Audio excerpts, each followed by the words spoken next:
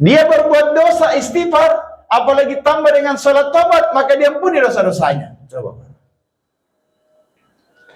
Umat terdahulu kalau mereka mau zakat, maka mereka berikan zakat yang terbaik, kemudian letakkan di atas gunung, kemudian disambar oleh lintar, bentuk diterimanya itu zakatnya. Umat hari ini nyaman sekali. Dia zakat, kemudian dia serahkan bisa kepada orang-orang terdekatnya. Coba Pak. Umat ini enak sekali Pak. Sampai nabi-nabi terdahulu itu sangat cemburu kepada umat ini. Sampai Nabi Musa, Nabi Isa menginginkan untuk menjadi daripada nabi daripada umat ini. Menjadi nabi daripada umat ini. Tetapi dikatakan kepada mereka tidak. Umat itu telah ada nabinya itu Ahmad. Rasulullah sallallahu alaihi wasallam. Maka ketika mereka diberitahu tentang kemuliaan ini dan sudah ada nabinya, apa permintaan para nabi ini? Ya Allah, kalau begitu, jadikanlah kami menjadi bagian daripada umat itu. Coba lihat. Kita ini Pak tidak pernah meminta. Dan Allah Ta'ala berikan kita kemuliaan, menjadikan kita bagian daripada umat Muhammad sallallahu alaihi wasallam. Makanya kita harus bangga menjadi umat baginda Nabi sallallahu alaihi wasallam. Kenapa saudara muliakan Allah Subhanahu wa taala, ulama katakan umat ini, para nabi ingin menjadi nabi umat ini, bahkan menjadi bagian daripada umat ini. Itu tadi telah banyak kemuliaan diberikan kepada Allah Ta'ala. Kemudian karena umat ini saudara muliakan Allah Subhanahu wa taala telah diberikan daripada tugas dan tanggung jawab sebagaimana para nabi-nabi terdahulu. Kalau para nabi-nabi terdahulu yang dakwah itu hanya nabinya. Kalaupun ada yang diperintah dia ikut dakwah dengan dia, itu hanya sebagian kecil saja. Sebagian kecil saja. Tetapi umat Muhammad sallallahu alaihi wasallam itu semuanya diperintah untuk mendakwakan agama. Kalau di zaman Nabi Musa alaihissalam, ketika mau datang berdakwah kepada Fir'aunatul alai, Nabi Musa tidak berani datang sendiri. Tidak berani untuk berbicara pada saat itu. Karena dia berpikir, Nabi Musa pada waktu kecil itu pernah makan daripada api. Sehingga lidahnya itu cadel kalau bicara, tidak lancar. Maka mintalah untuk ditemani dengan saudaranya daripada Harun alaihissalam. Maka untuk mendakwakan agama, Harun alaihissalam ini diangkat dulu menjadi nabi, saudara yang muliakan Allah Subhanahu wa taala. Baru bisa menemani Nabi Musa alaihissalam untuk datang kepada Fir'aun. Tetapi ketika datang kepada Fir'aunatul alai, ternyata yang berbicara itu hanyalah Nabi Musa alaihissalam. Maka saudara yang muliakan Allah Subhanahu wa taala. Tapi umat ini semuanya telah diangkat oleh Allah Subhanahu wa taala untuk menjadi penerus kerja kenabian. Kerja kenabian, bukan menjadi nabi. Kalau ada orang mengaku nabi itu orang sesat. Tetapi melanjutkan kerja kenabian. Apa itu kerja kenabian? Yaitu mengajak manusia taat kepada Allah Subhanahu wa taala. Kul hazihi sabili ad'u ila Allah. Katakanlah Muhammad, inilah jalanmu. Apa itu? Ad'u ila Allah. Ala basirah ana wa man ittabani. Inilah jalanku, kata Nabi, dan orang-orang yang mengikutiku. Maka jalan kita, kewajiban kita adalah ibadah, sholat, puasa, zakat, haji, dan lain-lain. Tetapi kerja jalan kita setelah sholat dan lain-lain adalah mendakwakan, melanjutkan kerja kenabian, yaitu ad'u ilallah, mengajak manusia taat kepada Allah Subhanahu wa taala. Maka saudara yang muliakan Allah Subhanahu wa taala, generasi pertama para sahabat, ketika baginda Nabi sallallahu alaihi wasallam bersama dengan para sahabat ini Pak, diajarkan oleh Nabi 3 perkara. Diajarkan kepada Nabi, inilah agama. Inilah perintah Allah. Yang kedua diajarkan kepada Nabi, inilah tata cara mengamalkan perintah Allah. Itulah yang disebut dengan sunnah-sunnah Nabi atau hadis-hadis baginda Nabi sallallahu alaihi wasallam. Karena supaya kita bisa mengamalkan perintah Allah itu tidak lepas dari tata cara Nabi, itulah hadis-hadis baginda Nabi sallallahu alaihi wasallam. Kemudian tidak cukup dengan itu.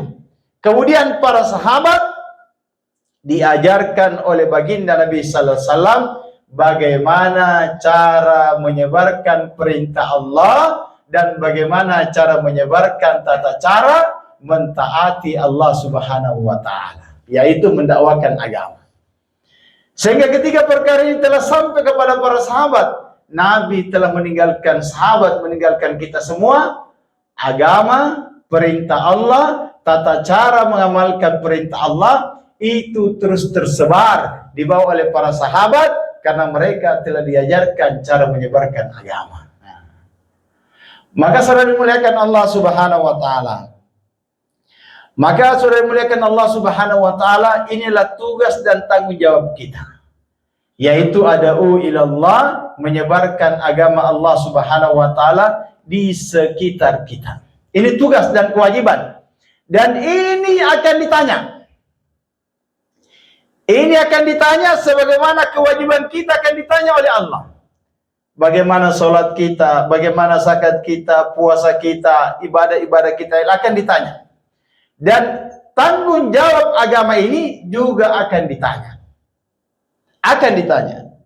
Bagaimanakah, apakah yang kita buat sepeninggalan baginda Nabi sallallahu alaihi wasallam terhadap ini agama? Apa yang kita buat? Apa yang kita usahakan?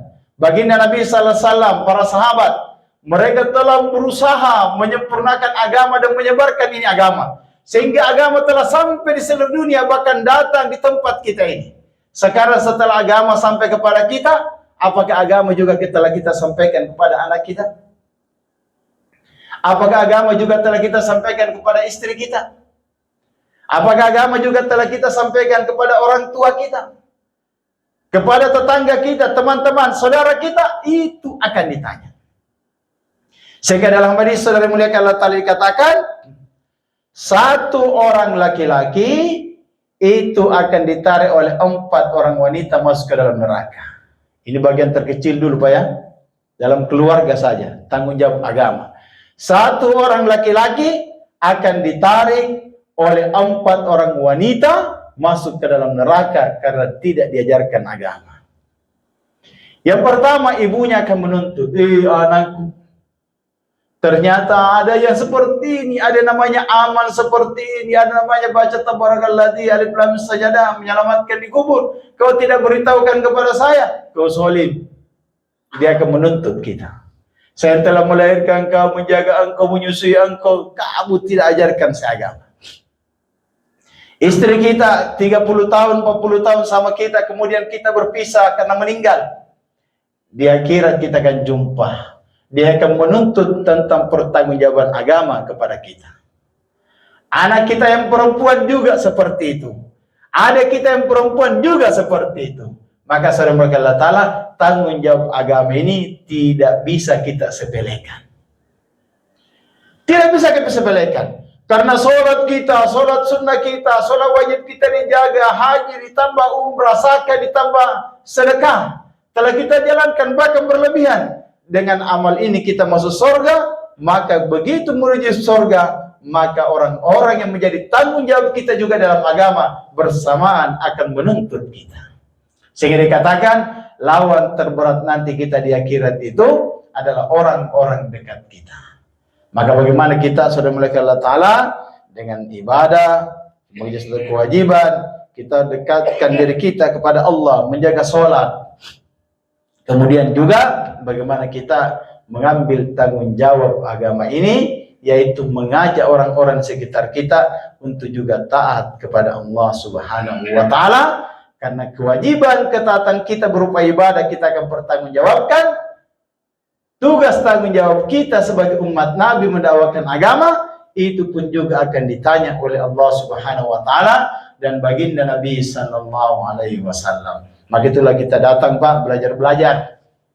berbaiki ibadah dan juga belajar mendakwakan agama Allah Subhanahu wa taala. Maka itulah kita juga mengajak daripada orang-orang untuk kita, saudara-saudara di tempat ini, mari Pak sama-sama kita tingkatkan derajat kita. Tidak menjadi ahli ibadah saja, tidak menjadi ahli ilmu, tapi kita juga menjadi dai-nya Allah Subhanahu wa taala, yaitu menyebarkan agama, menyebarkan sholat, menyebarkan ibadah-ibadah lain kepada orang-orang di sekitar kita. Insyaallah kita di sini dalam 1 bulan kita ada jemaah 3 hari, itu keluarnya di pekan kedua. Kita sama beliau juga Pak Kiai, kita keluar 3 hari di masjid. Maka itu insyaallah bulan depan mudah-mudahan dari tempat ini ada bisa sama-sama dengan kita untuk sama-sama belajar kerja kenabian ini. Insyaallah Pak. Subhanallah bihamdihi subhanallah bihamdihi la ilaha illa anta astaghfiruka wa atubu ilaik. Assalamualaikum warahmatullahi wabarakatuh.